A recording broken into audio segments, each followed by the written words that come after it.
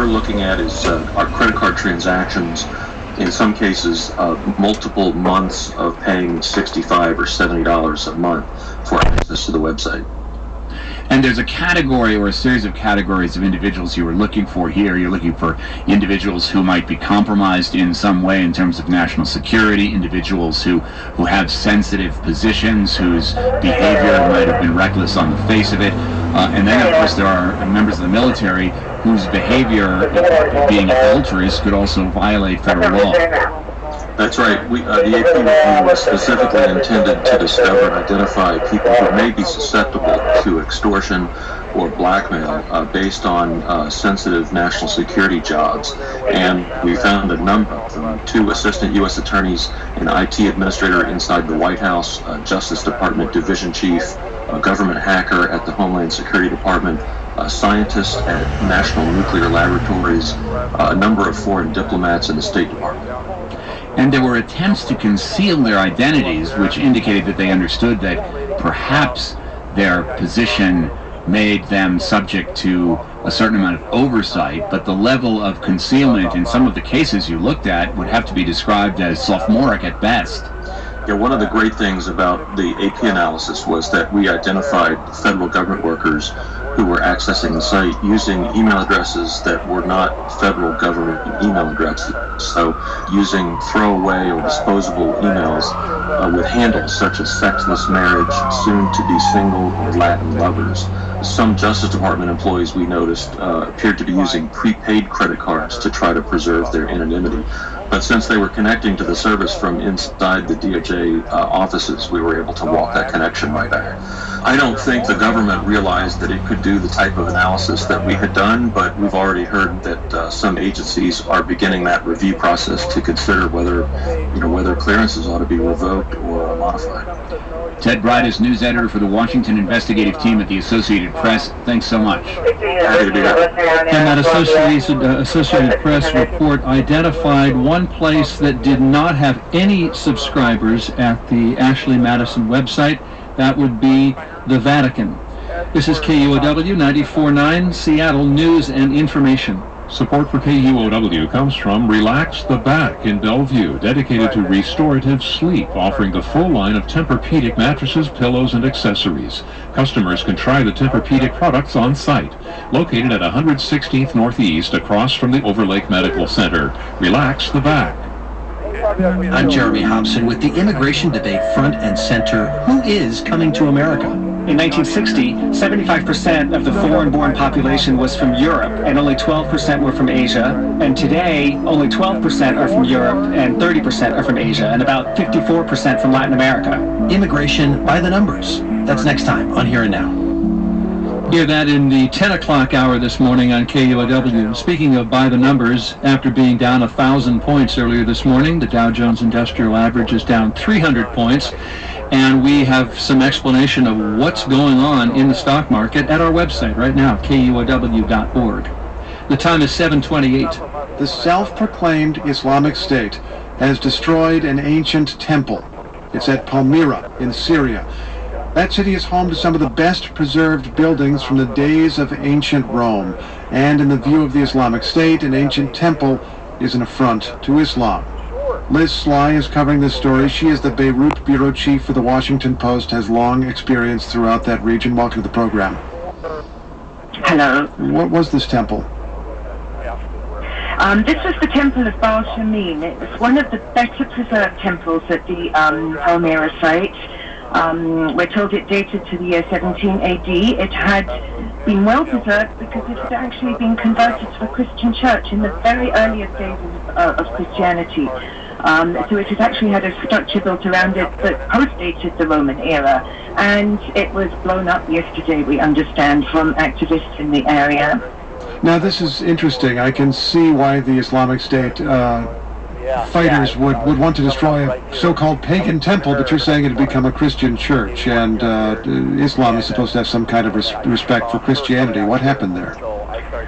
Well, they have also been blowing up Christian sites around the Middle East. They blew up an ancient monastery in northern Syria at the weekend. They've attacked and defaced churches in many of the places that they've been to.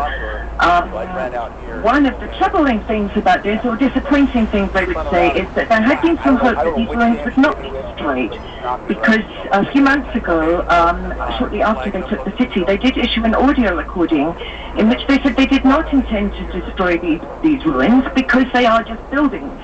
A lot of what they've destroyed has been like statues and frescoes and things that depict living beings which are against Islam, but they had specifically said they would not target just these ruins, which is basically, there are a lot of columns, there are a lot of structures, but, you know, not statues and things like that. And so they've actually gone even against what they said they do themselves with regard to the This makes me wonder if they're doing this for propaganda value. Well, yes, I think it's very clear that they gain masses of propaganda, masses of publicity every time they blow up or destroy something that is valued by the world, and they seem to take great delight in the attention that they get from doing these things. Now, how is this connected, if at all, with the beheading of a Palmyra scholar, an 81-year-old scholar, some days ago?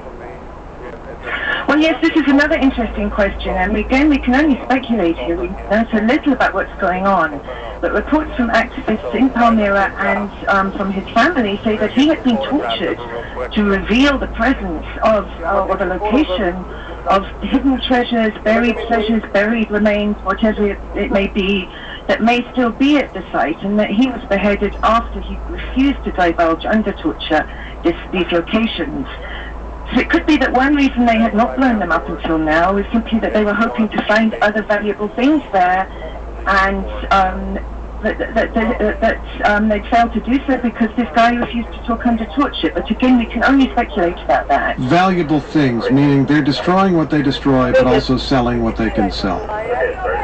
Well, yes, exactly. We also know that they don't blow these places up until they strip them clean of items that can be sold, that can be shipped out of the country, smuggled out of the country, and sold to buyers. So another reason it's taken them a couple of months to blow up these ruins is probably because they've been stripping them of what they can sell. Okay, Liz Sly of the Washington Post, thanks very much. Thank you. She's reporting on the destruction of a temple in Palmyra. You're listening to KUOW 94.9 Seattle News and Information. We were talking a few minutes ago about the hack at the adultery website Ashley Madison. Coming up this morning, how to keep our cars safe from hackers as vehicles become more and more wired in. You'll hear about it in 20 minutes. Support for KUOW comes from Kindred Healthcare's Contact Center. A registered nurse is available to answer healthcare questions at 1-866 KINDRED. Firefighters are putting their lives on the line to battle those treacherous wildfires. My wife had texted me, "Are you alive?" We'll bring you the latest on the story and the context. That's coming up on the next record. KUOW's midday news magazine beginning at noon today. Hope you can join us then. We get a little sunshine today, and less haze than we saw over the weekend as the wind starts to blow the other way, and instead of getting north-central Washington smoke, we get some Pacific wind. Support for NPR comes from NPR member stations and from Cancer Treatment Centers of America, offering genomic testing through its new Centers for Advanced Individual Medicine that may reveal additional treatment options for individual cancer patients. Learn more at cancercenter.com. From AT&T. With AT&T, the network is on demand, the office is mobile, and the cloud is designed for high security. Learn more at att.com/focus. From NPR News, I'm Steve Inskeep. In your health on this Monday, it's time to wake up and think about sleep. More than 50 million Americans, we're told, have a sleep disorder such as insomnia, restless leg syndrome, or sleep apnea. And there's growing evidence that a lack of sleep can damage the body as well as the brain. NPR's John Hamilton reports. Nodding off is a bad idea if you're driving on the Massachusetts Turnpike. But Michael Arnott says sometimes he just couldn't help it. I would get groggy and feel like I've got to keep talking, open the window. Arnott's wife, Mary White, says her husband's drowsiness could be scary. All of a sudden, there would be a change in the speed, and I'd look over and his eyes would be starting to close. And then I'd immediately wake up. White thought her husband might have sleep apnea, which disrupts breathing. But Arnott, who is 67, thought of sleep apnea as something that affects people who are overweight or smoke or drink a lot. I'm a runner. I've run for more than 40 years. I used to do marathons.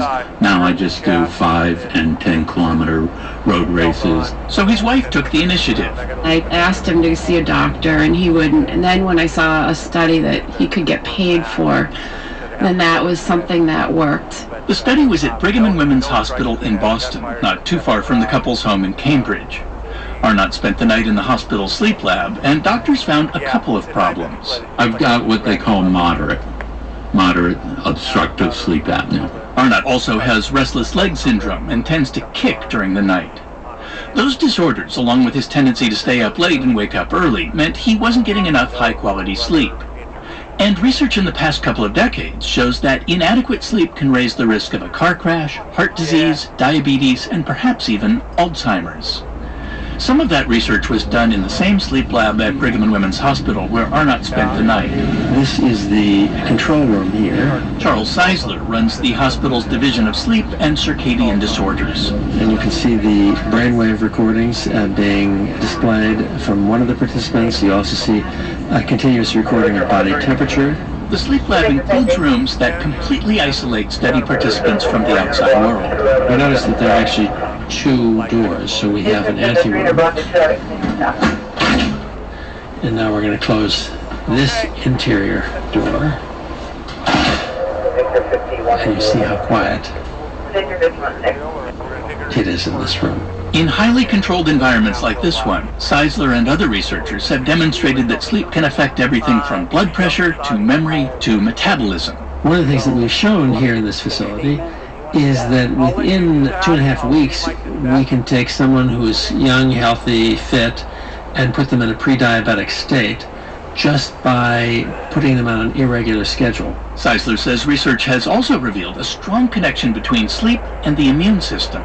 People who are not getting enough sleep, if they're exposed to a virus like the adenovirus that causes the common cold, they will have a 200% to 300% increased risk of actually catching a cold. Lots of studies have found that a lack of sleep increases the risk of a heart attack or stroke. And Seisler says new research is showing how sleep helps the brain stay healthy. It's during sleep that we clear out many of the toxins that build up during wakefulness. And those toxins include beta amyloid, which can be damaging to neurons. Beta amyloid is what forms the sticky plaques that appear in the brains of people with Alzheimer's disease. Most sleep disorders can be treated, but often they're not. Michael Arnott, the sleepy driver from Cambridge, didn't address his sleep apnea and restless leg syndrome until his wife intervened. Andrew Wellman, one of the Harvard doctors who has worked with Arnott, says that's typical. My whole clinic is full of patients who are brought in by their spouses. Wellman says he asks these patients a simple question. What I always ask is, do your eyelids get heavy when you prefer to be awake? And that, to me, is a very specific symptom of sleepiness. As opposed to fatigue or tiredness, which don't necessarily indicate a sleep disorder. Wellman says many of his patients, like Arnott, have sleep apnea. It affects about 1 in 3 adult men and becomes more common with age. Wellman says the diagnosis is usually made by measuring the flow of air in and out of the lungs during sleep. If that flow is diminished, then that's the primary measurement that we use to detect these sleep apnea events. The problem can be in the brain, a condition called central apnea, but more often it's in the airway, which gets blocked during sleep. Wellman says Arnott has an unusual type of obstructive sleep apnea. His airway actually collapses at the epiglottis, which is a structure just below the base of the tongue that prevents food from going down in the airway. Regardless of the cause, the go-to treatment for sleep apnea is a continuous positive airway pressure device, often called a CPAP machine. Arnott tried one for several months and hated it.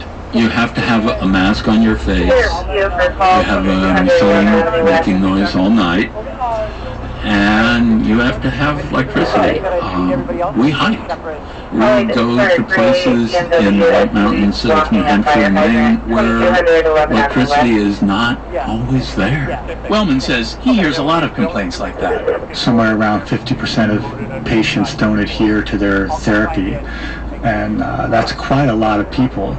Probably there's many people that don't even come to the sleep lab because they know that they might get that breathing machine and they don't want it. One alternative is surgery. Another is an oral appliance that forces the lower jaw forward to help keep the airway open. That's what Arnott chose, and he's made other changes too. He now sleeps on his side, which reduces apnea. He tries to get to bed at the same time each night.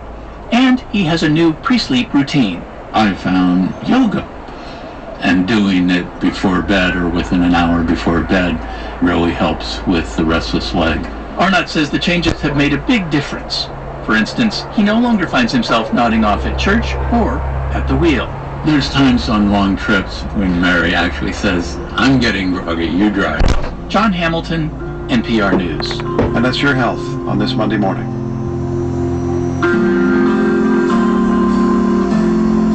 Support for your health comes from Novo Nordisk, noting that more than 1 in 3 adults are at risk for diabetes. Learn more at AskScreenNo.com. And from Athena Health, cloud-based services for medical groups and health systems to help physicians work as one across the continuum of care. AthenaHealth.com.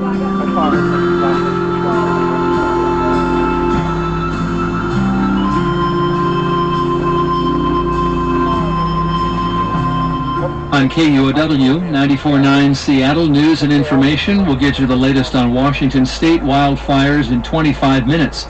Meanwhile, in Southern California, there's a fire burning at the Snow Summit Resort in Big Bear Lake, 100 miles east of downtown LA. It's threatening about 400 homes, and firefighters are using water cannons usually used for making snow. This week in This American Life. I walk around constantly just thinking about all the things that happen, okay? Constantly. That's on my mind. Every day. Chances are it has not been on your mind. Even though I would bet that the thing that he's talking about is something that you have heard of and you know about. What he's been thinking about this that you might be glad to be thinking also this week. Saturday morning, 11 o'clock, right here on KUOW Seattle. We're starting to see some shadows now with some bright skies in spots. 55 degrees in Seattle. It'll be mostly sunny and in the low to mid 70s today, and should be mostly sunny through Friday or so, turning mostly cloudy with a little chance of showers coming knocking on Saturday and Sunday. From NPR News in Washington, I'm Windsor Johnston. The huge sell-off is continuing on Wall Street after Friday's sharp declines. Shortly after the opening bell this morning, the Dow fell more than 1,000 points. Moody's Analytics chief economist Mark Sandy says now is a great buying opportunity for some people. I'm sure people are starting to think about it.